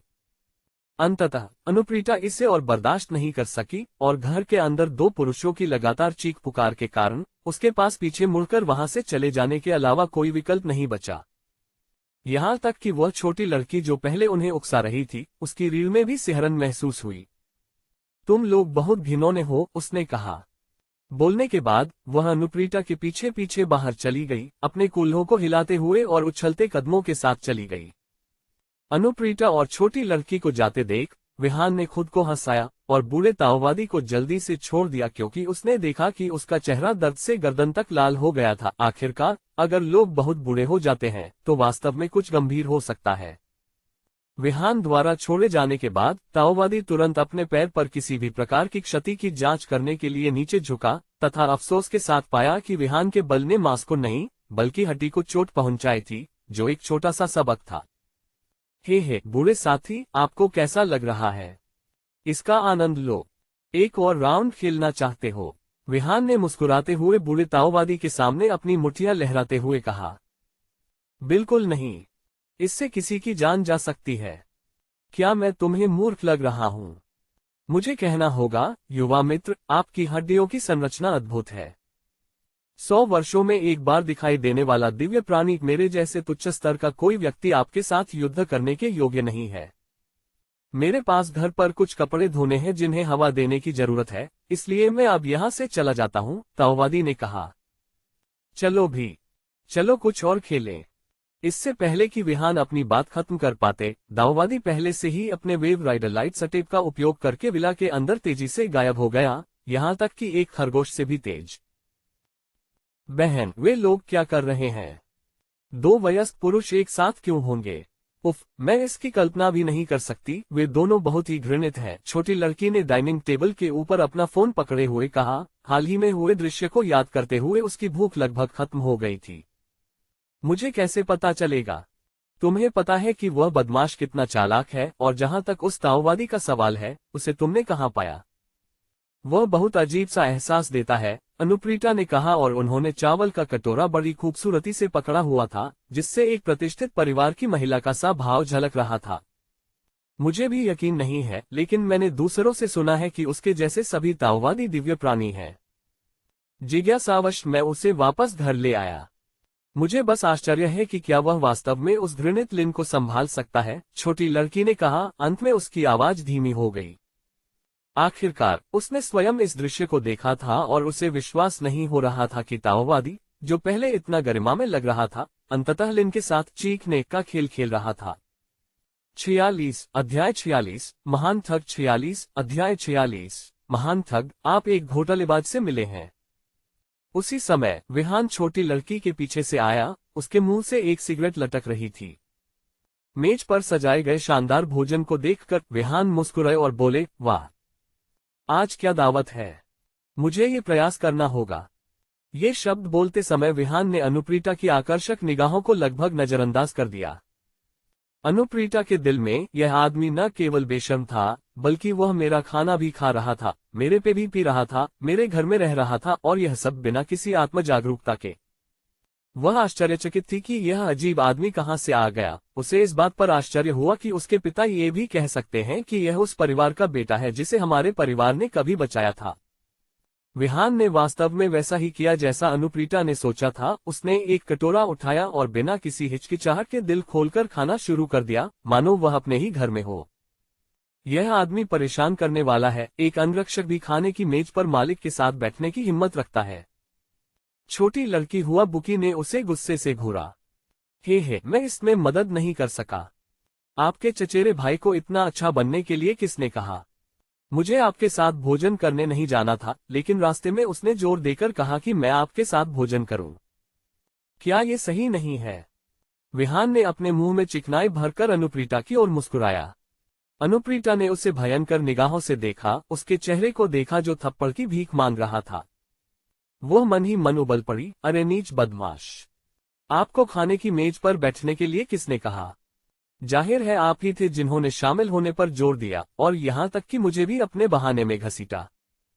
यदि मुझे तुम्हारे खुले मुंह से राज उजागर होने की चिंता न होती तो मैं तुम्हें बहुत पहले ही भगा चुका होता। तुम मेरा खाना खाओ, मेरे घर पर रहो। इतना ही नहीं, मुझे हर दिन तुम्हारी बकवास सहनी पड़ती है। चचेरे भाई, क्या उसने जो कहा वह सच है? छोटी लड़की के गाल लाल हो गए थे। उसके चेहरे पर यह स्पष्ट नहीं था कि उसने क्या खाया था। ये अनुप्रीता के पास कहने को शब्द नहीं थे। ये सच नहीं है। विहान ने आंखें सिकोड़कर मुस्कुराया। निहितार्थ स्पष्ट था, यदि आप इसे स्वीकार नहीं करते हैं तो मैं अभी हमारे बीच के छोटे घोटाले का खुलासा कर दूंगा। कोई विकल्प नहीं। वह बहुत दयनीय लग रहा था। अगर मैंने उसकी थोड़ी भी देखभाल नहीं की होती तो वह सड़कों पर भूख से मर जाता। अनुप्रीता ने सूखी खांसी ली और अनिच्छा से अपनी बात को पलटते हुए कहा, बात बस इतनी है कि मैं बहुत नर्म दिल हूं। बॉस, आप वास्तव में एक अच्छे इंसान हैं, विहान ने समय पर कहा, जिससे अनुप्रीता की अभिव्यक्ति में उल्लेखनीय सुधार हुआ। वैसे मास्टर वान कहाँ है? वह अभी तक खाने पर क्यों नहीं आया? छोटी लड़की उठने ही वाली थी। उसने छोड़ दिया। बाएं। क्या हुआ? बुकी ने थोड़ा भौहें चढ़ाई। तुमने उसे भगाया तो नहीं, है ना? मुझमें इतनी क्षमता कैसे हो सकती है? वह खुद ही चला गया, मैं उसे रोक भी नहीं सका। कौन जानता है, हो सकता है कि वह अपनी साधना जारी रखने के लिए एमी के पास वापस चला गया हो। वैसे भी एमी पर्वत पर रहने वाली वे बूढ़ी ननें भी शायद रात में अकेली और ठंडी होती होंगी। हम्फ, निश्चित रूप से आपने उसे भगा दिया। अगर आप न होते तो वह क्यों चला जाता? छोटी लड़की ने मुंह बनाया, अपने हाथों को कमर पर रखा। उसकी छाती दो जैद जैसे खजानों के लगातार हिलने से फूल रही थी। विहान ने भोजन का आनंद लेते हुए बुकी की छाती पर स्वर्गीय रेशमकीट के बीजों को देखा। वास्तव में यह आंखों के लिए एक दावत थी। वहां न केवल स्वादिष्ट भोजन था, बल्कि देखने में भी बहुत अच्छा था। दो बेहद खूबसूरत महिलाओं के साथ भोजन करना, कितने पुरुष इसका सपना देखते हैं। फिर भी अब विडंबना यह है कि यह विहान के साथ हुआ, जो बहुत ही अद्भुत है। विहान ने क्षण भर के लिए देखा, धीरे धीरे अपनी निगाहें छोटी लड़की के नीचे ले गया, जिससे बुकी ने तुरंत तीखा प्रहार किया। आज सुबह की घटना को याद करते हुए बुकी ने अभी भी अपना पूरा गुस्सा नहीं निकाला था। बड़ी मुश्किल से उन्होंने एक पारलौकिक गुरु को आमंत्रित किया था, फिर भी उस आदमी ने उसे डराकर भगा दिया था। ऐसा लग रहा था कि उसका गहरा प्रतिशोध अब भी बरकरार रहेगा। ये देखकर कि वह विहान से बेहतर नहीं हो सकती, युवा लड़की ने बस अपना सेल फोन निकाला और नवीनतम लोकप्रिय ऑनलाइन शहरी उपन्यास पढ़ना शुरू कर दिया। तीनों ने अपना अपना खाना खाया, किसी ने भी दूसरों पर ध्यान नहीं दिया। हालांकि कुछ ही देर बाद वह युवा लड़की खुद को रोक नहीं सकी और चांदी की घंटियों की याद दिलाते हुए हंस पड़ी। हुआ तुम क्या पढ़ रही हो जो तुम इतनी तल्लीन हो? अनुप्रीता ने मुस्कुराते हुए कहा। हे चचेरे भाई, मैं एक उपन्यास पढ़ रहा हूँ। मुझे अभी अभी एक बहुत ही मजेदार हिस्सा देखने को मिला, इसलिए मैं खुद को हंसने से नहीं रोक सका। कौन सा उपन्यास इतना मजेदार है कि वह आपको इस तरह हंसाता है? क्या यह इतना अच्छा है? ये जेनेसिस चाइनीज नेटवर्क पर प्रकाशित एक नया लोकप्रिय शहरी उपन्यास है। इसे कुछ दिन पहले ही QQ बुक स्टोर पर लॉन्च किया गया है। ये बहुत लंबी नहीं है, लेकिन आनंद से भरी हुई है। पात्र और कथानक बहुत मजेदार हैं, खासकर इसलिए क्योंकि लेखक का उपनाम मेरे उपनाम के समान ही है। कौन सा उपन्यास? मैं आज रात इसकी जांच करूंगा। मेरी 23 वर्षीय महिला CEO हुआ बुकी द्वारा। मैंने अभी नवीनतम अध्याय पढ़ा है। ये वास्तव में अच्छा है, लेकिन ये थोड़ा। युवा लड़की ने कुछ शर्मिंदा होकर कहा, थोड़ा जोखिम भरा। खतरनाक। आप अभी भी युवा हैं, आप ऐसे उपन्यास कैसे पढ़ सकते हैं? विहान ने गंभीर भाव से अपनी चॉपस्टिक नीचे रख दी। मेरे पढ़ने से तुम्हारा क्या लेना देना? आप इस तरह का उपन्यास पढ़ रहे हैं। विहान ने अपनी आंखें चौड़ी कर ली, लेकिन मुझे ये पसंद है। पसंद है मेरे पैर। हुआ बुकी ने विहान की तरफ जीभ निकाली और मजाकिया लहजे में जवाब दिया, ये बस बहुत कम अपडेट होता है। मैंने अभी अभी मिंग यूजिंग नामक एक नेटिजन की टिप्पणी देखी, जिसमें कहा गया था कि यह पर्याप्त संतोषजनक नहीं है। मुझे भी लगता है कि यह पर्याप्त संतोषजनक नहीं है। फिर भी उपन्यास लिखना बहुत थकाऊ और कठिन होता होगा। लेखक को हर दिन दिलचस्प कथानक के बारे में सोचना चाहिए और लिखने में अपना बहुमूल्य समय लगाना चाहिए। ये सचमुच आसान नहीं है। इसके अलावा इसमें अच्छा वेतन नहीं मिलता। मुझे लगता है कि यह केवल 1000 प्रति माह से अधिक है। बकवास। लेखक लेखन से पैसा कमाते हैं। अगर वे पैसा नहीं कमाते तो वे लिखने की जहमत क्यों उठाते? विहान ने अपनी मध्यमा उंगली से इशारा किया, मजाक में अपने होने वाले चचेरे भाई को चिढ़ाते हुए। मैं अपने चचेरे भाई से बात कर रही हूं, तुम इससे दूर रहो। जब वह बोल रही होती थी तो अनजान लोग बीच में बोल पड़ते थे, क्योंकि उसे यह बहुत अशिष्ट लगता था। लेखन हमेशा पैसे के बारे में नहीं होता। हो सकता है कि लेखक स्वयं और दूसरों के मनोरंजन के लिए लिखता हो। इसके अलावा आजकल ऑनलाइन उपन्यास लिखकर कौन पैसा कमाता है? जैसे ही आप अपने उपन्यास के लिए पैसे लेना शुरू करते हैं, लोग पढ़ना बंद कर देते हैं, तो फिर आप पैसा कैसे कमा सकते हैं? ये सच है, आजकल ऑनलाइन लेखकों के लिए ये कठिन है, लेकिन उनमें सचमुच प्रतिभा है। अनुप्रीता ने जन्म से लेकर अब तक कोई धारावाहिक उपन्यास नहीं पढ़ा। यहां तक कि जब वह संयुक्त राज्य अमेरिका में स्टैनफोर्ड में थी, तब भी उन्होंने सबसे अधिक विश्व क्लासिक्स जैसे ग्रीक इतिहास, डायरी ऑफ ए मैडमैन और बाइबल पढ़ी। उन्होंने सभी प्रसिद्ध अंतर्राष्ट्रीय क्लासिक्स पढ़े, केवल घरेलू उपन्यास नहीं, क्योंकि उन्हें लगा कि उनमें सार की कमी है। हालांकि हुआ बुकी ने कई उपन्यास पढ़े थे, जिससे उन्हें वास्तव में काफी अंतर्दृष्टि प्राप्त हुई। शहरी उपन्यासों में विशेष रूप से कई ऐसे कथानक शामिल होते थे जो वास्तविकता से जुड़े होते थे, उन उबकाई पैदा करने वाले और सिरदर्द पैदा करने वाले विश्व क्लासिक्स के विपरीत, जो किसी की समझ को बिल्कुल भी व्यापक नहीं बनाते थे और केवल उबाऊ होते थे। आज का भोजन बहुत शानदार है, चिकन और बत्तख के साथ। आप अधिक क्यों नहीं खाते? बॉस, मैं कंपनी में आज के काम के लिए आपको सचमुच धन्यवाद देना चाहता हूं। यदि आपने उस समस्या का समाधान नहीं किया होता तो शायद अब तक मुझे नौकरी से निकाल दिया गया होता।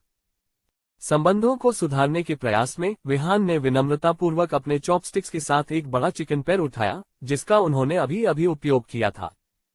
तुरंत ही अनुप्रीता को अंदर से खुशी महसूस हुई।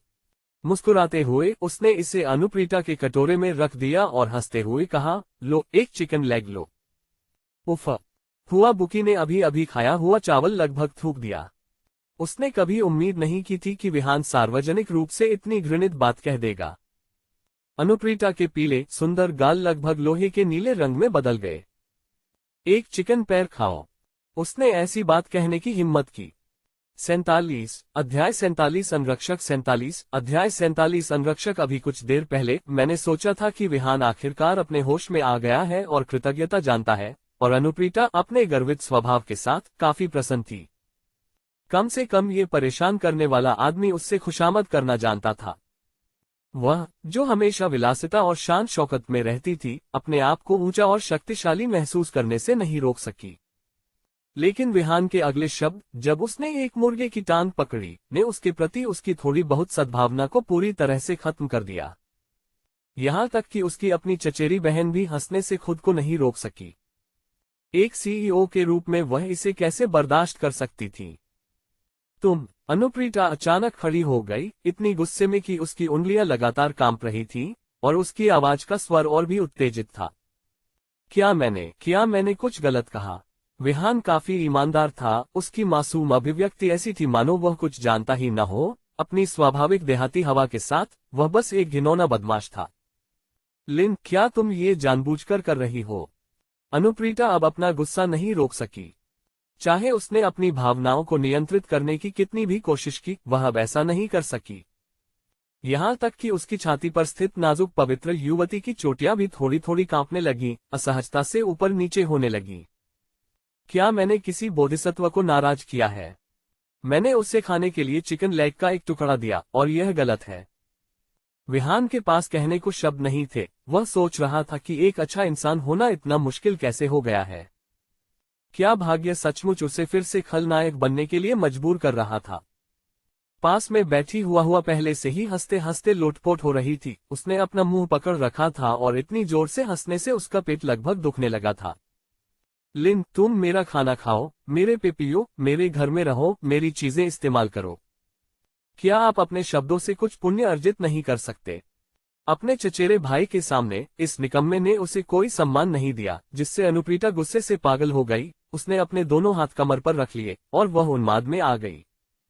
हे बॉस, क्या बड़ी बात है?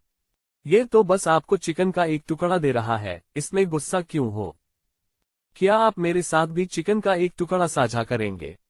विहान ने मुस्कुराते हुए उसे शांत करने की कोशिश की, लेकिन बहुत देर हो चुकी थी।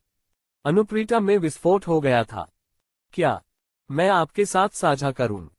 अनुप्रीता क्रोध से स्तब्ध थी और सोच रही थी कि ये दुष्ट इतना बेशर्म कैसे हो सकता है।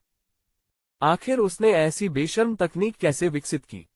वह तो मुझसे चिकन भी साझा करने की उम्मीद करता है। उनके साथ क्या वह अपना दिमाग खो बैठा है? मैं ऐसे अश्लील और अपमानजनक शब्द कैसे बोल सकता हूं? इसके अलावा मेरे पास नहीं है।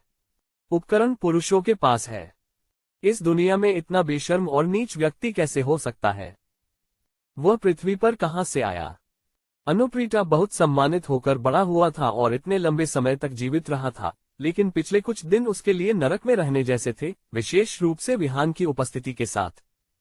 ये भोजन अब खाने योग्य नहीं था और अनुप्रीता जितना अधिक इसके बारे में सोचती, उतना ही अधिक क्रोधित होती जाती। वह जल्दी से अपने पिता को बुलाने के लिए अपने कमरे में भागी। उसने किसी भी तरह से इस राक्षस से छुटकारा पाने का निश्चय किया, अन्यथा उसका भविष्य सचमुच असहनीय हो जाएगा। बॉस, आज का खाना बहुत स्वादिष्ट है और इसमें भुना हुआ चिकन भी है। आपके पास एक और टुकड़ा क्यों नहीं है? विहान ने विनम्रता से सुझाव दिया। वह अपने रिश्ते को बहुत तनावपूर्ण नहीं बनाना चाहता था। उसे डर था कि अनुप्रीता कंपनी में उसके लिए जीवन कठिन बना सकता है। खाओ खाओ खाओ, मरते दम तक खाओ। जाओ अपना चिकन खाओ। वाह वाह, अनुप्रीता ने अपना सिर घुमाते हुए क्रूरता से जवाब दिया।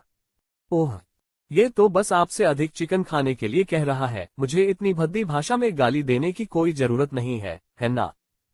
विहान हक्का बक्का रह गया, मानो कई कौवे उसके सिर के ऊपर से उड़ गए हों। हा, हे, अत्यधिक मजेदार। ये बहुत ही हास्यास्पद है। खाने की मेज पर युवा लड़की हुआ बड़ी मुश्किल से अपनी हंसी रोक पा रही थी। वह मेज पर जोर जोर से हंस रही थी, इतनी जोर से हंस रही थी कि उसके पेट में दर्द होने लगा। विहान और उसके चचेरे भाई के बीच संवाद बहुत मजेदार था। हुआ तुम किस बात पर हंस रहे हो? बहुत ही हास्यास्पद है। क्या मैंने कुछ गलत किया या कुछ गलत कह दिया? अब भी विहान पूरी तरह से चकित था। हे, तुम सचमुच बहुत मजाकिया हो। आप पहले आदमी हैं जिन्हें मैंने देखा है जो मेरे चचेरे भाई से इस तरह बात करने की हिम्मत करता है। हुआ बुकी ने कहा, एक अल्ट्रा शॉर्ट स्कर्ट के साथ एक प्यारा सा गुलाबी पोशाक पहने हुए कुर्सी पर पालथी मारकर बैठी हुई थी, जिससे उसकी स्कर्ट अपेक्षा से अधिक दिखाई दे रही थी। मैं आपको बता दूं, मुझे हुआ मत कहिए। हुआ मेरा उपनाम है, इसे आप यूं ही इस्तेमाल न करें। कृपया मुझे युवा और अजय सुंदर युवती कहें। हाँ, बड़े स्तनों वाली और बुद्धिहीन सुंदरी, विहान ने बेरुखी से जवाब दिया। क्या कहा आपने? कुछ नहीं, मैंने कहा था युवा और अजय सुंदर युवती। ये हुई ना बात। यदि तुमने जानबूझकर मुझसे उलझने की हिम्मत की तो मैं तुम्हारे साथ कठोर व्यवहार करूंगा। कठोर खेल खेलना? अपने इन दुबले पतले हाथों और पैरों के साथ क्या तुम मेरे साथ कठोर खेल खेलना चाहते हो? क्या आपको इस बात का डर नहीं है कि आज सुबह जो कुछ हुआ वैसा ही फिर से हो सकता है? विहान ने मन ही मन सोचा। आओ मेरी युवा और अजय सुंदर युवती, चिकन का एक टुकड़ा खाओ। यहाँ विहान को नहीं पता था कि क्या ये जानबूझकर किया गया था, लेकिन उसने गंभीरता से एक बड़ा चिकन बट उठाया और हुआ बुकी के सामने रख दिया। तुम्हारा चिकन बट कौन चाहता है? इसे वापस ले लो, इसे वापस ले लो। तुम इतने घिनौने कैसे हो सकते हो? हुआ बुकी अनुप्रीता जितना भावुक नहीं था। उसने तुरंत बड़े चिकने चिकन बट को विहान के कटोरे में वापस डाल दिया। क्या तुम्हें चिकन पसंद नहीं? मैं चिकन बट्स नहीं खाता। मुझे चिकन लेग्स बहुत पसंद हैं। अपने फोन को देखते हुए और एक उपन्यास पढ़ते हुए हुआ बुकी ने कहा, आपने मेरे अंगरक्षक को डरा दिया है, इसलिए आपको कल के ऑटोग्राफ सत्र के लिए मुझे एक अंगरक्षक देना होगा। मुझे इसकी भरपाई कैसे करनी चाहिए? वह निकम्मा बूढ़ा आदमी, तुम उसे अंगरक्षक समझते हो। मुझे कोई परवाह नहीं, तुम्हें मुझे एक अंगरक्षक देना होगा, वरना कल के हस्ताक्षर समारोह में मैं एक आसान शिकार बन जाऊंगा। आखिरकार मैं भी एक आधुनिक युवा सेलिब्रिटी हूँ। मेरे पीछे अंगरक्षक के बिना ये बहुत शर्मनाक होगा। वह युवती अब वास्तव में बदमाशी कर रही थी।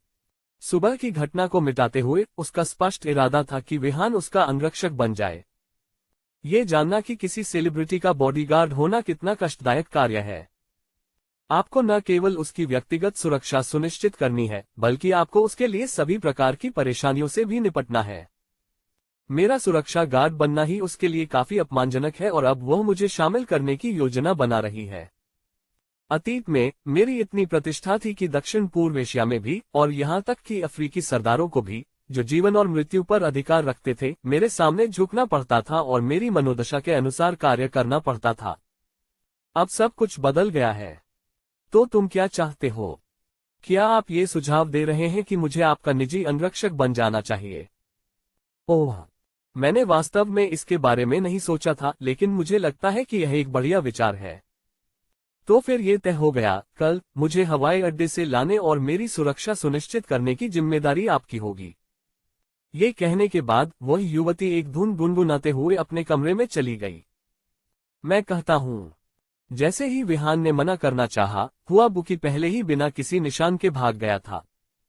अब विहान को अंततः समझ आ गया। ऐसा लग रहा था कि वह शुद्ध और निर्दोष थी, लेकिन वास्तव में वह असली थी, बुद्धिमान को पकड़ने के लिए मूर्ख बनने में माहिर।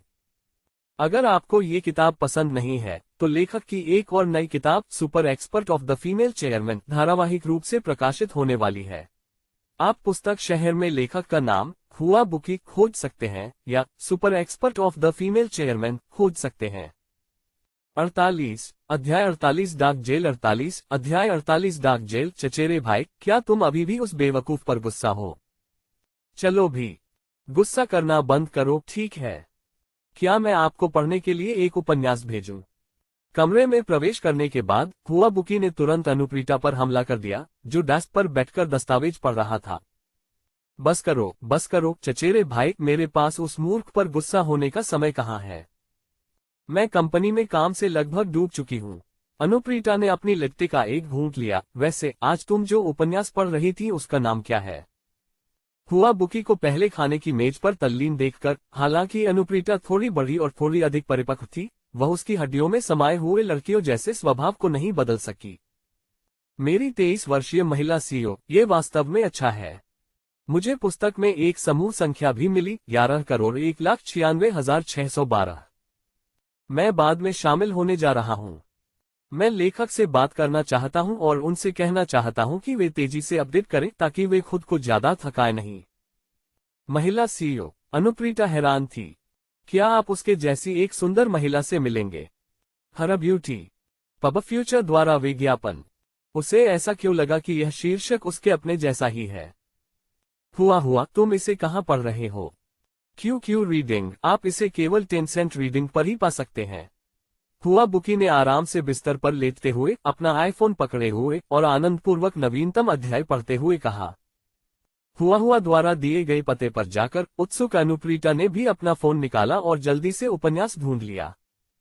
चचेरे भाई, मैं तुम्हें कुछ बताना चाहता हूँ। बिस्तर के पास बैठकर उपन्यास पढ़ते हुए हुआ बुकी ने सहजता से कहा। आगे बढ़ो, क्या बात है? आज का ऑटोग्राफ सत्र रद्द कर दिया गया। मेरे एजेंट ने कल के लिए एक और सत्र की व्यवस्था कर दी है, लेकिन मैं अकेला हूं और मेरे पास कोई अंगरक्षक नहीं है। मैं उस बेवकूफ से कहना चाहता हूं कि वह मेरा अंगरक्षक बन जाए। आप क्या सोचते हैं? तुम उससे पूछ लो, मैं इससे दूर रहूंगा। हम चचेरे भाई, तुम बहुत अच्छे हो। मुझे तुम्हें एक चुंबन देने दो। अनुप्रीता की इतनी सहजता से सहमति सुनकर युवा लड़की खुशी से अनुप्रीता के गुलाबी गाल पर एक जोरदार चुंबन देने के लिए झपटी और अनुप्रीता के भरपूर वक्ष को चंचलता से पकड़ लिया। खिलखिलाते हुए उसने कहा, चचेरे भाई, आपके स्तन कितने बड़े हैं? पब फ्यूचर द्वारा विज्ञापन। पब फ्यूचर विज्ञापन। इसे रोक। क्या आपके पास भी नहीं है? लेकिन मेरे तो तुम्हारे जितने बड़े नहीं हैं।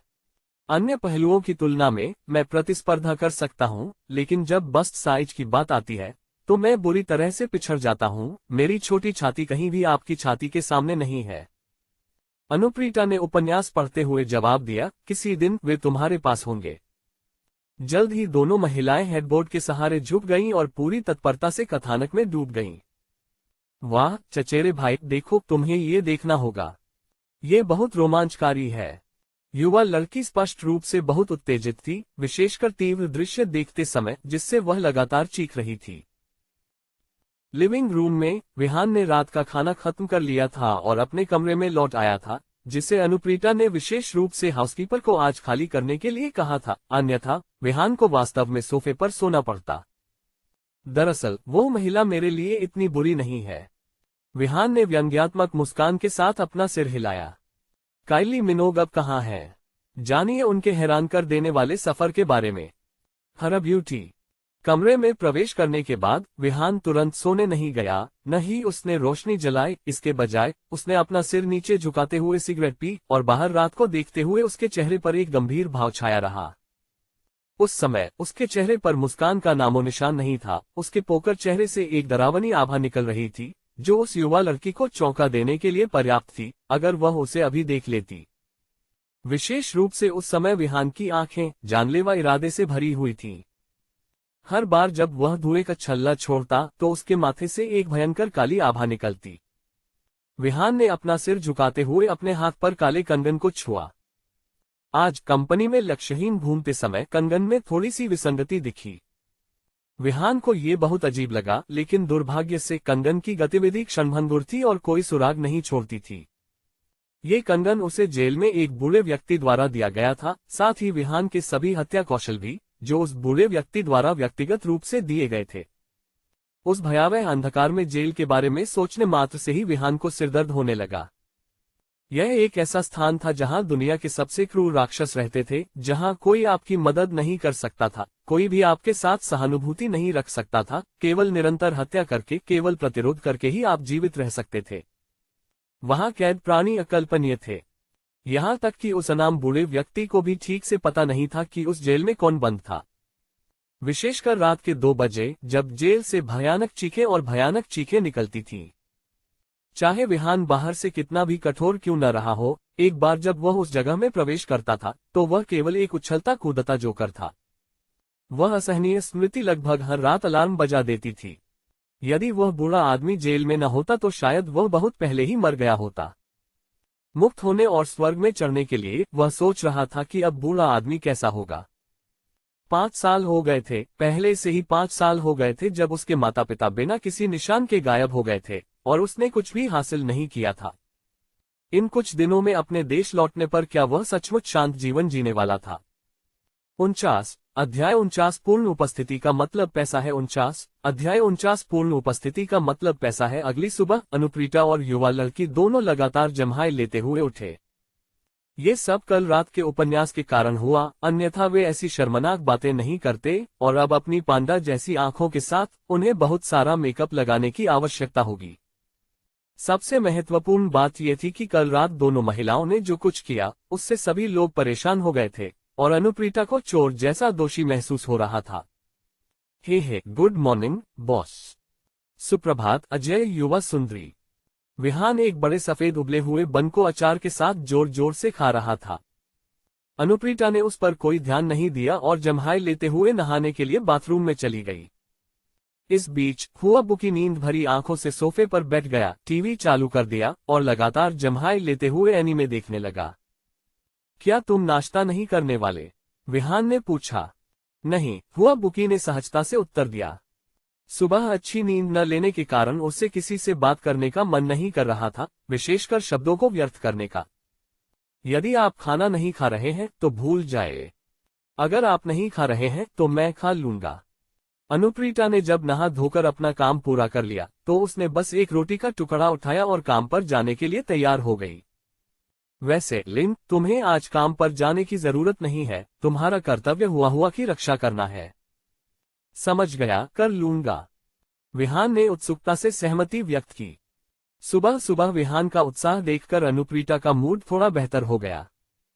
ये व्यक्ति, जो सामान्य दिनों में अपराधी सा प्रतीत होता था, गंभीर मामलों में काफी विश्वसनीय था। कम से कम कंपनी के पंचकाद धोखाधड़ी से निपटने में उनकी चतुराई बहुत अच्छी थी और अनुप्रीता ने उन्हें असाधारण रूप से पदोन्नत करने पर भी विचार किया था, लेकिन वरिष्ठता के मामले में वे योग्य नहीं थे और विहान भी आगे नहीं आए थे। तो इसके लिए बाद में इंतजार करना होगा। वैसे बॉस, अभी मत जाओ, मेरे पास अभी भी कुछ है। जैसे ही अनुप्रीता अपनी कार की चाबी हाथ में लेकर दरवाजा खोलने वाली थी, विहान डाइनिंग टेबल से रोटी का एक टुकड़ा लेकर आ गई।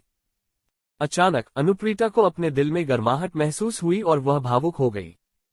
वह मुझे रोक रहा है, क्या ये हो सकता है कि वह मुझे रोटी का एक टुकड़ा देना चाहता हो? वह जानता है कि नाश्ता न करना स्वास्थ्य के लिए अच्छा नहीं है, इसलिए वह मुझे एक टुकड़ा दे रहा है। मुझे उम्मीद नहीं थी कि इस परेशान करने वाले आदमी का एक विचारशील पक्ष भी होगा।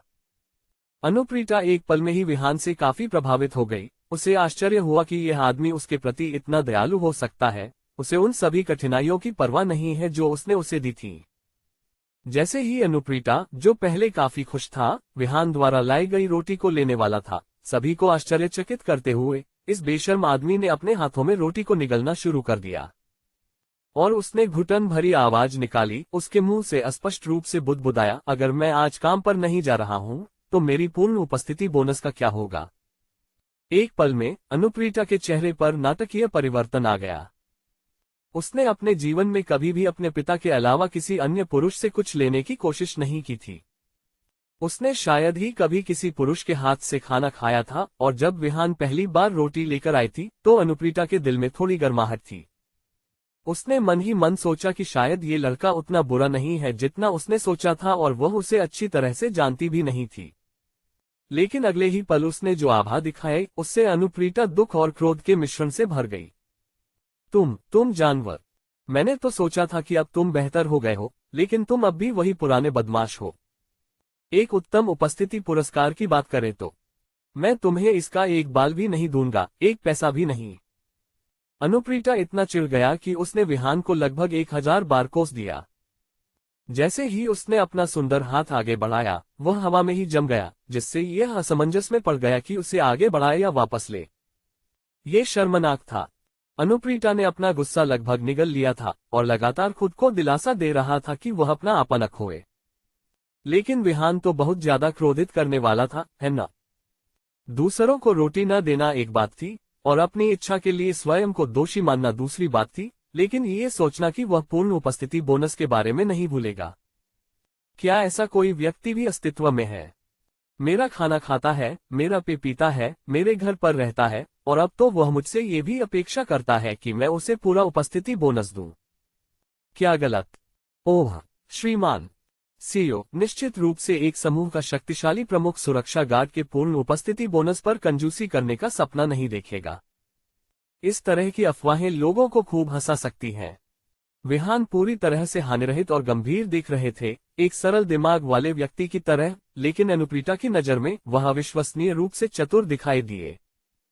तुम्हें कितना चाहिए? अनुप्रीता को अपनी भावनाओं पर काबू पाने में कठिनाई हुई। आखिरकार वह एक अंतर्राष्ट्रीय समूह के सीईओ थे और ऐसे तुच्छ लोगों के साथ झगड़ा करना उनके लिए नीचता की बात थी। हे, ज्यादा नहीं, सिर्फ 1000 युआन। 1000 युआन, क्या ये है? यहाँ इस कार्ड में 1 लाख युआन है, इसे ले लो और 1000 निकाल लो, फिर जहां चाहो वहां जाओ और आराम करो। अनुप्रीता ने गुस्से में बैंक कार्ड विहान के हाथ में थमा दिया। विहान ने हैरान भाव से बैंक कार्ड को सभी कोनों से देखा, मानो सोच रहा हो कि यह क्या चीज है। यह एक बैंक कार्ड है, मुझे मत बताओ कि तुम ये भी नहीं जानते कि यह क्या है। अनुप्रीता इस बेतुकी बात पर भड़कने ही वाले थे। इस दुनिया में ऐसे लोग कैसे हो सकते हैं जो बैंक कार्ड की इतनी बारीकी से जांच करना चाहते हैं। मुझे पता है, लेकिन कौन जानता है कि मेरे लिए यहाँ कोई पैसा है भी या नहीं। सुनिए, मैं आपको कार्ड वापस दे दूंगा श्रीमान सीईओ। क्या आपको नहीं लगता कि नकद भुगतान करना बेहतर होगा? क्या तुम मुझ पर शक कर रहे हो? तुम्हें लगता है कि मैं तुम्हें धोखा दे रहा हूं? अनुप्रीता को ऐसा लगा जैसे उसने अब तक की सबसे हास्यास्पद बात का सामना किया हो। यह विचार हास्यास्पद था कि एक प्रसिद्ध सीईओ पर नकली बैंक कार्ड का उपयोग करने का संदेह हो सकता है। वह जवाब देना चाहता था, लेकिन देर हो रही थी और उसके पास उससे बात करने का समय नहीं था। मैं इसे आज रात तुम्हें दे दूंगा। ऐसा नहीं चलेगा श्रीमान सीईओ, हम आपकी तुलना नहीं कर सकते। वो 1000 युआन मुझे खाने के लिए चाहिए और अब तुम कोई निशान भी नहीं छोड़ रहे हो। कौन जाने तुम मुझे वो दे भी पाओगे या नहीं। विहान ने अपनी पीठ के पीछे से एक बॉल पॉइंट पेन निकाला और एक चापलूसी भरी मुस्कान के साथ कहा, हम दोनों की सुरक्षा के लिए ये कैसा रहेगा मिस्टर सीईओ? बेहतर होगा कि आप एक आयु लिखें, है ना? अन्यथा बाद में यह स्पष्ट हो जाएगा। क्या आप सहमत नहीं हैं? मुझे तुम्हें पैसे उधार देने हैं। क्या किसी बहुराष्ट्रीय निगम का सीईओ आपका पैसा चुकाने के लिए बाध्य है? क्या आपको 1000 युआन देना है? क्या आप कोई अंतर्राष्ट्रीय मजाक कर रहे हैं? यहां तक कि अनुप्रीता जैसे धैर्यवान व्यक्ति को भी उस समय कगार पर धकेल दिया गया था। मात्र 1000 युआन के लिए आयु लिखना एक अपमानजनक बात थी। हे, अगर आप पर इसका कोई बकाया नहीं है तो ये बहुत अच्छी बात है, लेकिन सुरक्षा की दृष्टि से पछताने से बेहतर है कि सुरक्षित रहें। आप लानत है तुझ पर लिन, तू बदमाश है। मैं एक अंतर्राष्ट्रीय समूह का सीईओ वास्तव में आज आपको एक आयु लिखने के लिए विवश हो गया हूं। यह ऐसा है जैसे एक बाघ के गिर जाने पर उसे भेड़िए द्वारा धमकाया जा रहा हो। कोई अन्य विकल्प न होने पर अनुप्रीता ने अनिच्छा से विहान के कागज के टुकड़े पर 1000 युआन का आयु लिख दिया। जब वह चला गया तो अनुप्रीता उसे एक भयंकर घूरना नहीं भूली, लेकिन विहान को इसकी बिल्कुल भी परवाह नहीं थी और वह मुस्कुराता रहा। आखिरकार अब उसके पास उस पर प्रभाव था और यदि वह बाद में पैसे वापस करना चाहे तो भी वह मना कर सकता था। हाँ, क्या ये बेशर्मी नहीं है? 50 अध्याय 50 द गर्ल्स जनरेशन मैनेजर 50 अध्याय 50 द गर्ल्स जनरेशन मैनेजर। कपड़े धोने के बाद वह बाथरूम से ऐसे चेहरे के साथ बाहर निकली जो चिल्ला रहा था, मैं ही क्यों? सबसे पहले उसने विहान की ओर देखा, फिर खाने की मेज पर बैठ गई। ऐसा लग रहा था कि उसका मूड खराब है। वैसे भी विहान उसे परेशान करने की योजना नहीं बना रहा था, वह बस उसे फिर से पागल होने से रोकना चाहता था, जिससे उसके लिए चीजें भयानक हो जाएंगी। आप जानते हैं, जब महिलाएं गुस्से में होती हैं तो वे पूरी तरह से अतार्किक हो जाती हैं। विहान के नाश्ता खत्म करने के बाद लड़की ने आखिरकार आराम से कहा, तुम परेशान करने वाली चीज हो। क्या मेरे चचेरे भाई ने तुम्हें पहले ही बता दिया था कि आज तुम मेरे अंगरक्षक हो? उसने किया। जब उसने तुम्हें पहले ही बता दिया है तो फिर तुम यहाँ क्यों बैठे हो? अगर मैं यहाँ नहीं बैठ रही हूँ तो मुझे कहाँ बैठना चाहिए? विहान ने सोचा। उसे एहसास हुआ कि वह फिर से परेशान हो गई है। अपनी तरफ देखो, उस फटी हुई सुरक्षा वर्दी में। तुम्हें कम से कम कुछ अच्छे कपड़े तो तैयार रखने चाहिए। एक सर्वत्र अद्वितीय सुंदर युवा युवती के अंगरक्षक के रूप में आपको उसी भूमिका में दिखना चाहिए। मुझे मेरे पागल प्रशंसकों के सामने शर्मिंदा मत करो। मैं धिक्कार है। सुरक्षा गार्ड में क्या खराबी है? क्या सुरक्षा गार्ड भी इंसान नहीं है? इसके अलावा एक अंगरक्षक का काम भी लगभग एक सुरक्षा गार्ड के काम जैसा ही होता है। ये केवल एक शब्द के अंतर का मामला है। और क्या आप जानते हैं कि मेरे उस परिधान की कीमत कितनी है? इसे एक प्रसिद्ध ब्राजीली फैशन डिजाइनर ने डिजाइन किया था। यह अमूल्य है। मैं एक गरीब आदमी हूँ। इस सुरक्षा वर्दी के अलावा मेरे पास कोई अन्य अच्छा कपड़ा नहीं है जो मैं दे सकूं। शायद आप मेरे लिए एक सेट खरीद सकें। हुआ बुकी ने उसे गुस्से से घूरा और फिर अपना आईफोन निकालकर नंबर डायल किया। इसके तुरंत बाद एक मधुर रिंगटोन बज उठी, जिसके बाद एक कोमल और मधुर महिला आवाज ने उनका अभिवादन किया। हेलो, क्या ये सिस्टर मिंग है? हुआ बुकी का स्वर बहुत ही सौम्य था, जो विहान से बात करने के उसके तरीके से बिल्कुल विपरीत था। जब हम सब मनुष्य हैं तो दूसरों के साथ मुझसे बेहतर व्यवहार क्यों किया जाता है? हुआ, क्या तुम तैयार हो? आज का हस्ताक्षर समारोह कल जैसा नहीं हो सकता। मैंने विशेष रूप से एक प्रेस कॉन्फ्रेंस बुलाई है और आपके कई प्रशंसक वहां मौजूद होंगे। जल्दी से तैयार हो जाओ, मैं तुम्हें लेने आऊंगा। फोन पर कोमल और मधुर आवाज आ रही थी और लड़की ने अपना आईफोन स्पीकर पर रखा हुआ था और वह गेम खेल रही थी और सुन रही थी। बहन मेंग, क्या आप आते समय एक सूट ला सकती हैं? कृपया पुरुषों का सूट दीजिए। अरमानी खरीदें। इसके अलावा एक अल्फा पुरुष बेल्ट भी ले लीजिए। जब आप ऐसा कर रहे हो तो एक पेशेवर मेकअप कलाकार भी ढूंढ लें। हुआ, तुम्हें पुरुषों के सूट की क्या जरूरत है? जाहिर है, हुआ बुकी के पुरुषों के कपड़े मांगने से मेंग यूजिंग, जो पुरुषों के कपड़े मांग रही थी, उलझन में पड़ गई। शायद वह कोई आश्चर्य की योजना बना रही है, अपने प्रशंसकों को चौंकाने के लिए एक यूनिसेक्स पोशाक। यह शायद सबसे अच्छा कदम नहीं होगा, खासकर इसलिए क्योंकि वह एक आधुनिक युवा महिला आदर्श है। यदि वह बहुत अधिक उभेलिंगी कपड़े पहनेंगी तो इससे उनके प्रशंसक निराश हो सकते हैं। बहन मेंग, मत पूछो, मैं इस प्रश्न का उत्तर देने से इनकार करता हूँ। फोन के दूसरी ओर मेंग यूजिन हतप्रभ थी, काफी देर तक कोई जवाब नहीं दे सकी। ठीक है तो। फोन रखने के बाद लड़की उत्साह से विहान के पास दौड़ी और बोली, मेरी एजेंट, जो मेरी सहायक सिस्टर मिंग भी है, मेरे मेकअप आर्टिस्ट को लेकर आएगी। तो बेहतर होगा कि आप ज्यादा परेशान न हो। उधम मचाते हो। मैं क्यों परेशान होऊंगा?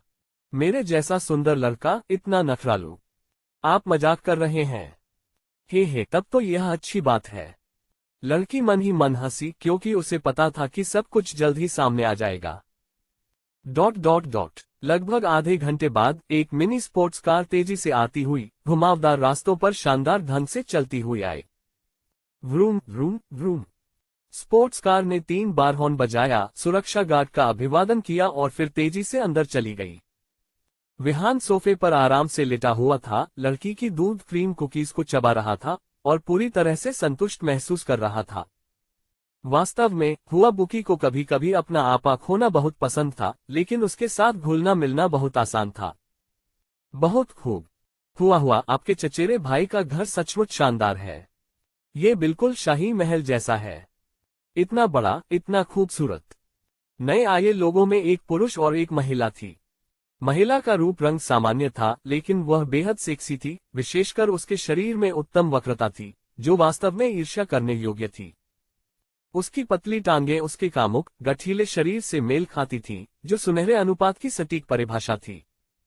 वे कहते हैं कि एक महिला का सुंदर होना मुख्य रूप से उसकी जांघों पर निर्भर करता है, और उसकी जांघें टीवी पर दिखाई जाने वाली मशहूर हस्तियों से भी अधिक आकर्षक थीं। विशेषकर उसकी ऊंची, उभरी हुई छोटी सी गांड, जो कि टाइट जीन्स के नीचे थी, कल्पना से भरपूर थी। ये किसी को भी ऊपर जाकर उस पर थपथपाने के लिए उत्सुक कर देती थी, ये देखने के लिए कि उसके नितंबों में क्या अलग है। लेकिन एकमात्र निराशा ये थी कि उसके सिर पर साफ सुथरे, उभेलिंगी छोटे बाल थे, जो निश्चित रूप से पुरुषों से लंबे थे, लेकिन महिलाओं के लहराते बालों से बहुत छोटे थे। लेकिन हर किसी की अपनी पसंद होती है, शायद अन्य पुरुषों को उनकी शैली पसंद आती है, लेकिन विहान अधिक पारंपरिक थी। उनका हमेशा यह मानना था कि लंबे बालों वाली महिलाएं अधिक स्त्रीत्व प्रदर्शित करती हैं। हालांकि महिला के बगल वाले व्यक्ति ने विहान को सिरदर्द दे दिया, वह उनका लिंग भी नहीं बता सका। ये तो पता नहीं कि वे नर थे या मादा, लेकिन सौभाग्यवश उनके पास एडम्स एप्पल था।